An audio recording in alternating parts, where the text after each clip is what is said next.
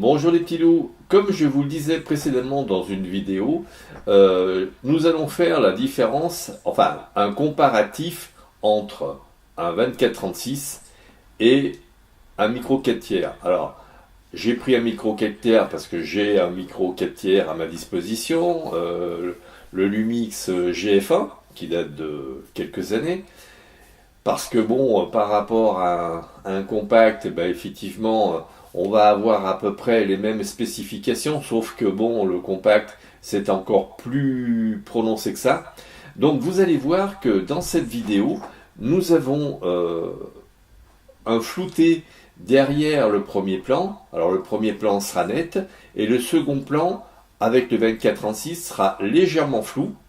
Alors qu'avec le micro 4 tiers, eh bien, il sera beaucoup plus net. Donc, ce qui veut dire que si on veut faire des portraits avec un compact, c'est quasiment impossible. Avec un micro 4 tiers, on pourra le voir, c'est déjà un peu plus réalisable, surtout si on a des focales un peu manichéennes, à savoir, vous avez un grand angle, mettons, de 20 mm, ce qui correspond à peu près à un 40 mm en 24-36, et vous avez un 150 correspondant à un 300 mm, et il est bien évident qu'avec un 300 mm, on va réussir à détacher le premier plan de l'arrière-plan. Mais pour la photo que j'ai faite, un peu généraliste, alors j'ai essayé de me rapprocher le plus près possible du cadrage de l'un et de l'autre, pour comparer un peu ce qui est comparable, et nous allons voir avec les photos ce que cela donne.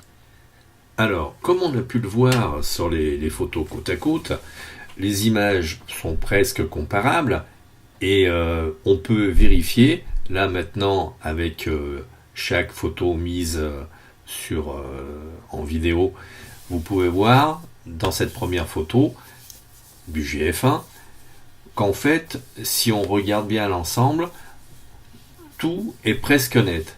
Alors, c'est clair qu'il y a des zones qui sont floues, mais comme vous pouvez le voir, des zones sont parfaitement nettes et d'autres, on va dire, manquent un peu de netteté. Alors qu'avec un 24-36, vous avez le premier plan sur cette photo que je vous présente là, voilà. Donc sur cette photo-là, eh bien, le premier plan est net, c'est une évidence, mais le second plan est flou. Et c'est ce qui est important dans une prise de portrait, c'est que le premier plan soit net et le second plan flou, pour mettre en valeur le modèle, le premier plan, que ce soit un objet, une nature morte ou n'importe quoi. C'est important de pouvoir choisir sa profondeur de champ. Avec un 24-36, on peut parfaitement le faire. Avec un micro 4 tiers, on commence à, soit on part du 24-36, on commence à perdre un peu de ce bokeh, de ce flou, et pour aller jusqu'au compact, ou pour avoir aucune zone de flou, et pour avoir quasiment tout de net.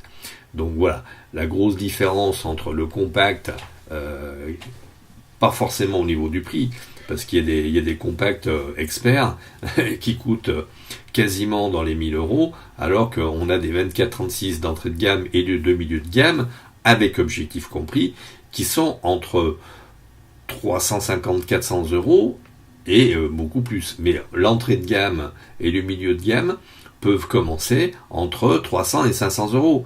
Donc on va dire que faut savoir, quand on achète un appareil, ce que l'on veut. Soit on veut des photos complètement nettes et dont on n'est pas maître du tout, et bon, on aura des photos nettes de nos chaussettes, comme j'ai l'habitude de dire, jusqu'à l'infini. Ou alors on veut avoir un peu la main sur ce que l'on fait, et à ce moment-là, on s'oriente vers soit un micro 4 tiers pour avoir quand même une zone de netteté assez confortable, soit on passe au 24-36, qui est plus coriace à maîtriser, mais bon, qui au final nous donne de grandes satisfactions quant au résultat. Ce petit comparatif n'a pas valeur de test, mais bon, c'est simplement pour, attirer votre attention sur les avantages et les inconvénients de chacun des systèmes. Le 24-36 a pour lui une modularité certaine, de pouvoir détacher le premier plan du fond et de pouvoir avoir une profondeur de champ pas possible.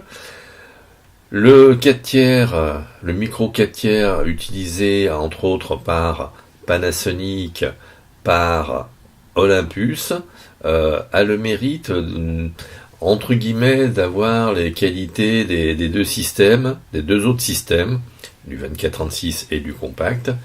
Enfin, le compact a ce mérite d'avoir des programmes complètement impensables il y a 5-6 ans, et par exemple laisser une fleur en couleur et le reste en noir et blanc, par exemple.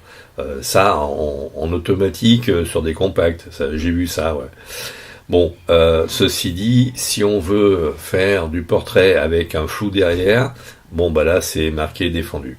Par contre, si vous voulez faire des paysages nets à tout crin, eh ben oui, effectivement, il faut prendre un compact.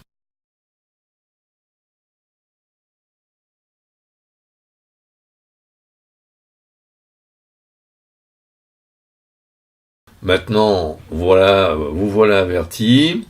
Maintenant, vous voilà au fait des choses. À vous de voir maintenant ce qui vous intéresse de prendre.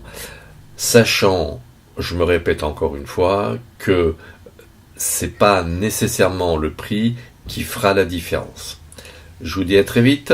Et toujours un petit pouce bleu en l'air pour dire que vous étiez content de ma vidéo. Abonnez-vous. Si vous souhaitez me donner un petit coup de pouce, eh bien, allez sur Tipeee ou sur PayPal. Je vous remercie d'avance et merci encore de votre écoute.